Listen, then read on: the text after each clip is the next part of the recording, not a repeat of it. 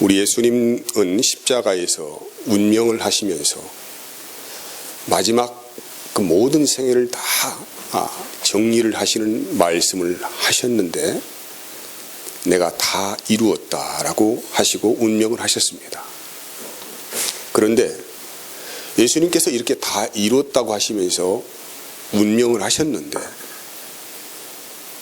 하나님의 시간은 멈추지 않고 계속 연결되어져서 예수님께서 십자가에 죽으신 후에도 여전히 말씀을 응하게 하려 하심이라. 말씀을 응하게 하려 하심이라. 말씀을 응하게 하려 하심이라. 라는 말씀을 거듭 기록을 하고 있습니다. 예수께서는 십자가에 달려 죽으신 날이 금요일입니다. 이 예수께서 십자가에 달리신 날이 금요일인데 바로 이제 안식일이 다가오고 있습니다. 그런데 이번에 안식일은 특별한 안식일이죠. 유월절과 겹쳐 있는 안식일입니다. 유대인들은 안식일을 가장 큰 민족의 명절로 생각을 하고 그렇게 그날을 기념을 하지요. 잘 알다시피 애굽이라고 하는 이 세상이라는 곳에서 그들이 하나님의 은혜를 입어서 탈출한 그 날이고, 또 새롭게 하나님의 자녀로 태어난 날이기도 합니다.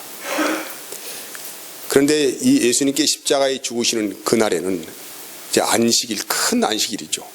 평상시는 보통 안식일이고, 이제 그날은 유월절과 겹쳐 있는 안식일이기 때문에 큰 안식일 날이라고 합니다.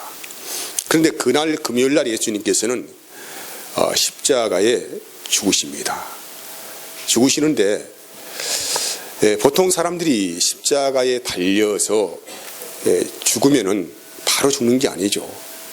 십자가형은 아마 제가 기억하기로는 사람의 중죄인을 죽이는 데 있어서 가장 참혹하게 처참하게 죽이는 방법이 십자가형이라고 합니다.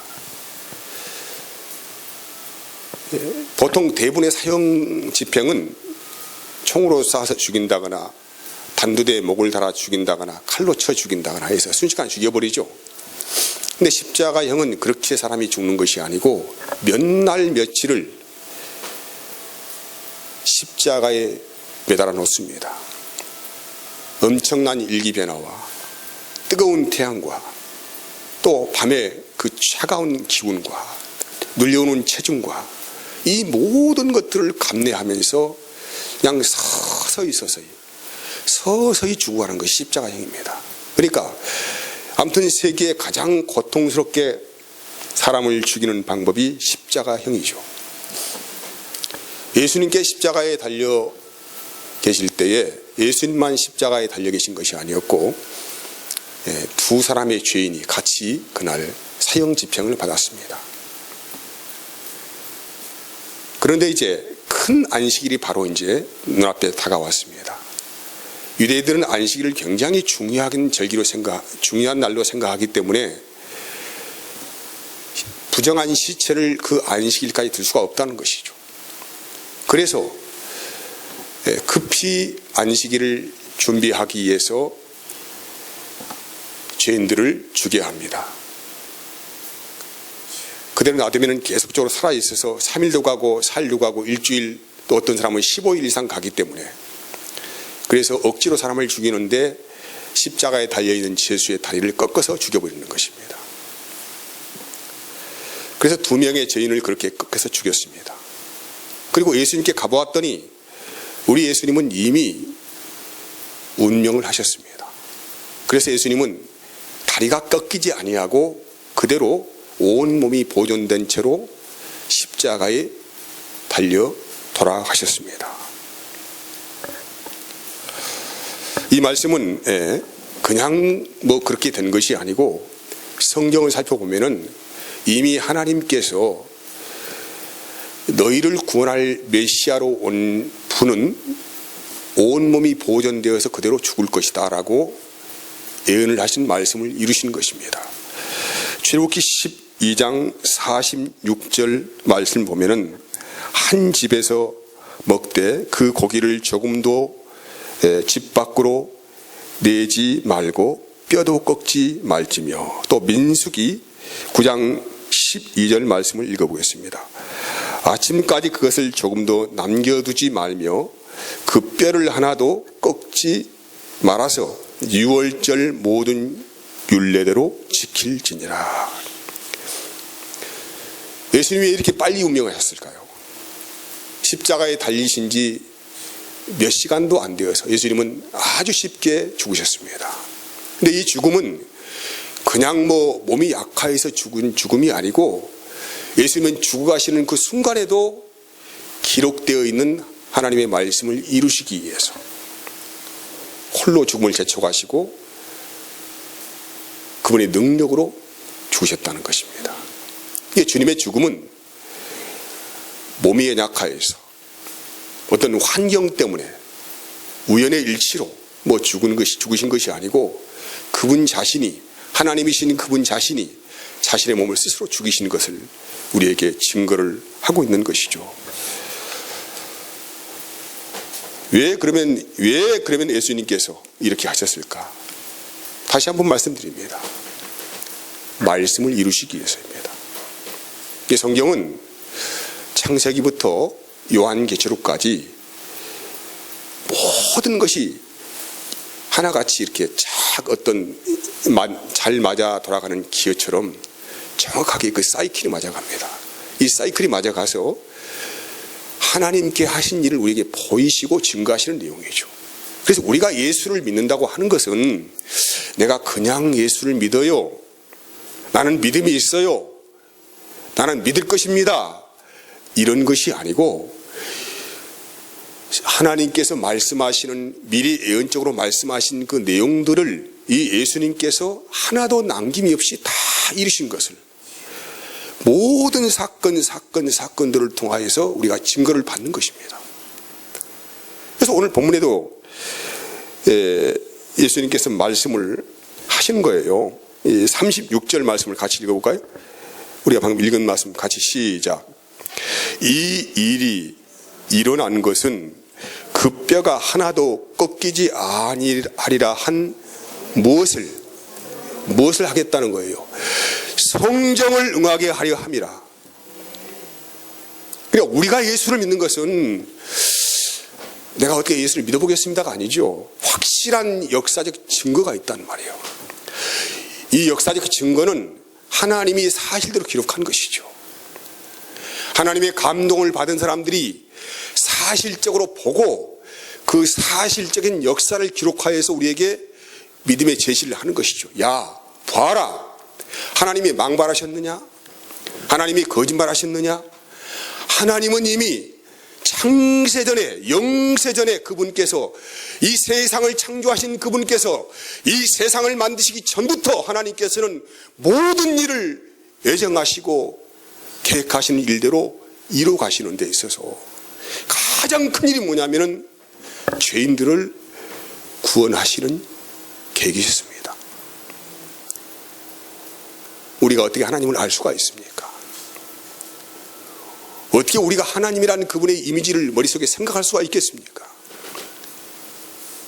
어떻게 우리 지식으로 하나님의 세계를 도달할 수가 있겠습니까? 우리는 할 수 없어요. 그래서 하나님께서 믿음 없는 우리를 도우시려고 확실한 증거를 보이시는 은혜를 보여주셨는데, 내가 이렇게 하겠다라고 말씀하시고 그 말씀을 하나님 자신이신 예수님께서 오셔가지고 십자가에서 다 이루었다. 죽으심으로 들어가시면서도 그 뼈가 하나도 꺾이지 않는 것을 보이시면서, 봐라, 성경에 기록한 말씀이 이루어졌지 않느냐? 그래도 못 믿겠느냐? 라고 우리에게 물어보시는 것입니다. 여러분, 그 예수님께서 하나님이신 대신 그분께서 자신의 말씀을 이루시기 위해서 이 땅에 오셨습니다. 여기에는 큰 의미가 부여되어 있습니다. 예수님의 십자가의 죽으심은 그냥 죽으심의 의미가 아니고 큰 의미가 부여되어 있는데, 하나님께서 우리 인간들의 죄를 어떻게 다루어 가시는가를 보여주고 있는 것이죠. 여러분이 여기에 계신 분 중에서 죄에 대해서 아직 인식이 없는 분들이 사실 있을 것입니다. 죄가 뭐지? 나라의 법을 어기는 것인가? 아니면 윤리와 도덕을 지키지 않는 것인가? 그런 개념이 절대 아닙니다. 지금 오늘은 좀 시간이 짧아가지고 제가 말씀을 못 드리고 다음에 그 말씀은 제가 준비해서 죄가 무엇인가에 대해서 말씀을 좀 드려보려고 합니다. 중요한 것은 하나님께서 우리의 죄를 어떻게 다루셨는가에 대해서 보여주고 있는 것이죠. 그래서 죄인들은 어떻게 됩니까? 여러분이 어떤 나라의 법을 어겼습니다. 그러면 죄를 지었기 때문에 나라의 법을 어긴 대가의 심판을 받아야 되는 거 아니겠습니까? 그런데 하나님께 인간은 죄인이에요, 다. 하나님께 죄인인데 이 죄인들을 그냥 다 죽일 수도 없는 것이고 어떻게 할 수도 없는 것이고 또 다 지옥 보낼 수도 없는 것이고, 그래서 하나님께서 고민하신 은혜가 뭐냐면은 내가 저들을 살려내야겠다 하시고 마음을 정하시고 하신 일이 뭐냐면은 내가 받을 형벌을 내가 대신, 우리가 받을 형벌을 하나님 자신이 대신 다 받으시겠다는 것이죠. 그래서 그분께서 인간의 몸을 입으시고 이 땅에 오셔서 죄인의 인생을 사시고 우리가 못 사는 모든 삶을 살아가시면서 또 마지막에는 십자가에서 우리의 죄를 대신 담당하시고 십자가에 죽으신 사건이 대속의 사건이라고 합니다. 그래서 여러분, 이상한 일이 있습니다. 예수님 십자가 이런 말들을 들으면은 죄가 뭔지를 전혀 인식하지 못하는 사람들이, 내가 무슨 죄를 지었는가? 죄가 뭐지? 이런 죄의 개념을 전혀 모르는 사람들도 이상하게 하나님이 주신 은혜 안에서 십자가를 바라보게 되어지면은 내가 죄인이구나. 어떻게 설명할 수 없는 어떤 신비로운 일입니다. 내가 죄인이구나. 내가 너무 부끄럽구나. 내 몰골이 너무 처참하구나. 이런 눈이 떠진다는 거 이상하게. 너무 참 이상한 일입니다. 이건 영적 사건이에요. 하나님이 우리에게 죄가 무엇인지를 설명하지도 않았습니다. 이것이 죄야 이렇게 말씀도 하지 않았습니다. 근데 하나님의 은혜를 잊게 되어지면은 우리 안에서 이상한 일이 벌어지는데, 그 역사가 뭐냐면은 죄가 뭔지를 어떻게 구체적으로 설명은 못하겠지만은 내가 심각한 죄라고 하는 그 깊은 구렁텅이에 내가 들어가 있다는 사실을 내가 인식을 한다는 거예요.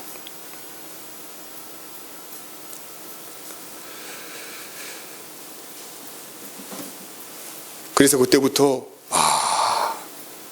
내가 저 예수님께서 달려 죽으신 십자가에 내가 죽어야 되는데 불구하고 하나님이 나를 구원하시려고 온갖 수모와 고통과 부끄러움을 다 당하시고 처참하게 십자가에서 죽어가셨구나. 나는 인식이 나도 모르게 생기게 된다는 것입니다. 이사야서 6장을 읽어보면은 어느 날 이사야 선지자가 영에 이끌려서 하나님 보좌 앞에 이끌려 갔습니다. 거기에는 많은 천군 천사들이 함께 있었고, 그 천군 천사들이 6날개를 가졌는데 자기의 날개로 자기 얼굴을 가리면서 하나님을 향하여서 끝없이 하는 말들이 있어요. 거룩하십니다. 하나님은 거룩하십니다. 하나님만 거룩하십니다. 하나님만 거룩하십니다. 여러분, 우리가 천사 하면은 어떤 죄가 없는 모양을 생각하지 않습니까? 흠이 없는 영적 존재를 생각하고 있잖아요. 그 흠이 없다고 생각되는 영적 존재들마저도 하나님 앞에서 자기의 모습이 부끄러워가지고 얼굴을 가리면서 감 치다도 보지 못하면서 하나님만 거룩하십니다. 하나님만 거룩하십니다. 하나님만 거룩하십니다.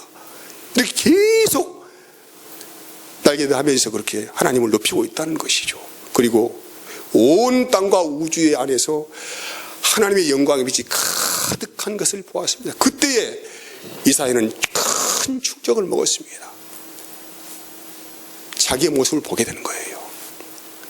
그래서 에마디, 자기의 심중 안에서 에마디 말이 나왔는데, 화로다, 나는 망하게 되었구나 라고 그냥 어떻게 할 수 없어서 얼굴을 땅에 쳐박고 나는 정말 이제 망하게 되었구나. 왜?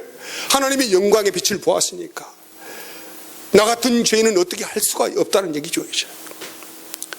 그렇게 망연자실하고 있는데 하나님의 천사가 갑자기 제단에서 활활 타는 핀스를 가지고 와서 입술을 대버립니다. 그리고 하는 말이, 내가 너는 이제 죄가 용서받았구나. 네 죄가 없어졌다라고 선언을 하는 걸 듣게 됩니다. 그때에 어디에선가 또 어떤 음성이 들려옵니다. 하나님이 굉장히 고민하는 음성이에요. 누가 나를 위하여서, 누가 우리를 위하여서 갈고 하나님께서 하는 근심스러운 말씀을 하시죠. 그 음성을 들은 이사야가 눈을 번쩍 뜨고 나서 하나님께 말씀합니다. 하나님, 제가 여기 있습니다. 이 말은 무슨 얘기냐면은 하나님의 영광을 보니까 이제 내가 누구인지를 알겠습니다. 내 자신의 존재가 누구인지를 알겠습니다. 그러니까 나를 보내주세요. 나를 보내주세요. 나를 보내주시면은 내가 세상에 나가서 하나님의 영광을 세상에 말씀드리겠습니다. 그리고 우리가 하나님 앞에 한없이 죄인인 것을 내가 말씀드리겠습니다. 나를 보내주십시오 하고 가슴을 치며 하나님께 호소를 합니다. 신약 성경을 읽어보면은 사도 바울이라고 하는 사람을 보게 됩니다. 이 사람은 신약 성경의 거의 3분의 2 이상을 기록한 사람이에요. 이 사람은 예수님을 알기 전에 나름대로는 꽤나 깊은 신앙을 가지고 있다고 생각했던 사람이에요. 꽤나 하나님을 사랑한다고 생각했던 사람이에요. 근데 이 사람이 어느 날 갑자기 길을 가다가 호련히 예수님을 만나게 되었어요. 빛 가운데 계시는 예수님이에요. 그분을 만나게 되어서 꺽거렸습니다. 그리고는 그 빛 가운데 계신 예수님을 만나고 나서 그가 고백한 신앙 고백이 있는데, 나는, 예수님, 나는 그냥 죄인이 아니고 죄인 중에서도 가장 아주 표독하고 나쁜 우두머리 중에 우두머리인 괴수입니다. 괴수. 나는 죄인이라고도 말도 못해요. 그 죄인 중에서도 가장 악질적이고 가장 추악하고 더러운 우두머리격인 괴수입니다. 괴수. 이렇게 바울이 고백을 했어요. 여러분, 참 이상한 일입니다. 예수님을 만나면은 기분이 좋고 뭐 행복해지고 뭐 마음이 기뻐지고 이렇게 돼야 되는데 정반대 현상이 나타나는 거예요. 이상하게 예수님을 만나면은 나의 모습이 그대로 보이게 됩니다. 가리워졌던 그동안 가리워졌던 민낯이 다 보이게 되는 것이죠. 그래서 감히 얼굴을 들지 못하고, 주님, 저는 할 말이 없습니다. 저는 정말 버러지 같습니다. 어떻게 내가 주님의 이름을 부를 수도 없습니다. 그냥 이렇게 그냥 나도 모를 그런 마음의 탄식과 나도 모를 비명이 나타나면서 예수님 앞에 주구장창 울면서, 그래서 나를 좀 살려주세요. 주님 좀 나를 살려주세요. 나를 살려주세요. 왜? 우리는 주님을 바라볼 때, 그 주님의 영광을 바라볼 때에 내 자신이 얼마나 추악한 모습을 가지고 있는가를 비로소 알게 되기 때문에 주님 나를 좀 살려주세요. 살려주세요. 이게 뭐냐면 구원의 요청입니다. 나를 좀 구원해 주세요. 주님, 이 죄악 가운데 나를 좀 구원해 주세요. 이런 비명을 지른다는 것이죠. 이런 은혜를 받은 사람이 비로소 십자가가 무엇인지를 희미하게나마 인식을 하는 것입니다. 예수님께서 십자가에 달려 죽으셨다고 하는데, 그냥 십자가는 그냥 십자가가 아니고 내 양팔에, 내 발에 못 박힌 십자가구나. 내가 죽은 죽음의 십자가구나. 거기에는 그래서 주님의 눈물이 흐르고 있습니다. 그 눈물은 우리 가슴 속으로 들어와서 내 가슴을 적십니다. 그래서 그 주님의 눈물이 우리 심령 안에 들어와서 영적인 호흡이 일어날 때에 비로소 우리는 그동안은 인생에 슬퍼서 울었고 비참해서 울었고 내 마음대로 안 돼서 울었는데, 그 예수의 눈물이 우리 안에 들어오게 되어지면은 그런 눈물이 아니라는 거예요. 이제 그런 눈물이 아니에요. 인생이 수틀리고 뒤틀리고 해서 눈물 나는 것이 아니라는 거예요. 그때부터 주님이 너무 좋은 거예요. 그때 나오는 우리의 신앙 고백은 하나님은 사랑이십니다. 나는 주님을 사랑합니다. 사랑이라고 하는 것은 받아본 사람이 사랑의 고백을 하게 되어 있습니다. 사랑을 하고 해서 사랑이 되는 게 아니에요. 사랑이라는 책을 읽어 사랑이 되는 게 아닙니다. 사랑을 배워서 하는 건 아닙니다. 사랑은 상대의 눈물이 가슴에 들어오는 거예요. 그래서 내 마음에 기록되는 것입니다. 그래서 우리 마음 안에서 비로소 주님이 사랑이라고 내가 고백을 한다는 거예요. 이것은 내 영혼의 고백이라는 것입니다. 여러분은 그래서 십자가는 장식품이 아니라는 것입니다. 십자가는 내 몸에 나를 못 박고 주님께서 함께 나를 끌어가서 저 죽음 깊이로 들어가셔서 나를 거기에 묻어버리고, 누가 나를 묻었다는 거예요? 예수님께서 나를 묻어버린 거예요. 나를 묻어버리고 나를 그분의 영으로 살리셔서 다시 이렇게 세워서 하나님의 영으로 완전하게 거듭나게 한 비밀의 사건이 바로 십자가의 능력이라는 것입니다. 오순절날 예수님의 제자들이 은혜를 받았습니다. 은혜 받았다고 하는 것은 성령을 받았다는 말씀이에요. 근데 그 성령 받은 사람들이 하나같이 일제히 이상한 말들을 하기 시작합니다. 방언이라고 합니다. 근데 그 방언의 내용이 뭐냐면은, 너희가 십자가에 못 박아 죽인 그 예수께서 다시 살아났다는 거예요. 하나님의 큰 구원의 소식이었습니다. 베드로가 이렇게 큰 소리로 이야기합니다. 야, 봐라, 너희 십자가에 죽은 예수 그리스도가 다시 살아나셨다. 저분은 너희가 못 박은 예수 그리스도다. 이런 말들을 하니까 거기에 모여있는 많은 사람들이 그냥 가슴을 치면서, 아이고 주님, 내가 십자가 예수를 못 박았거든요. 내가 죽였습니다. 내가 죄인입니다. 내가 죄인입니다 하면서 가슴을 치면서 그냥 회개 운동이 일어났습니다. 그래, 그날에 내가 죄인이라고 고백하면서 이제 예수님을 나의 주로 영접하겠습니다 고백한 사람들이 무려 3,000명 이상이 되었다고 성경은 기록을 하고 있습니다. 사랑하는 여러분, 우리가 주님을 안다고 하는 것은 내가 하나님의 은혜가 아니면 다시 살아날 수가 없는,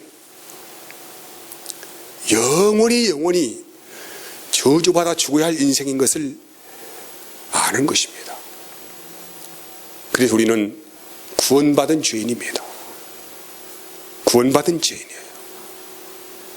지금도 우리 주께서는 날마다 우리를 그냥 두지 아니하시고 더 깊은 십자가의 능력으로 우리를 끌어가시는 것입니다. 그래서 은혜를 부어주십니다. 하나님이 하신 일을 보게 하십니다. 주님이 이루신 일을 보게 하십니다. 다시 한번 확인하게 하십니다. 또 가르쳐 주십니다. 잃어버렸던 것을 생각나게 하십니다. 이런 가운데 우리가 일생을 통하여서 하나님의 은혜를 찬송하고 기쁨으로 노래하고 감사하면서 이렇게 은혜 받은 사람들은 이때부터 고민이 생깁니다. 이사야처럼 주님 나를 좀 써주세요. 나를 좀 보내주세요.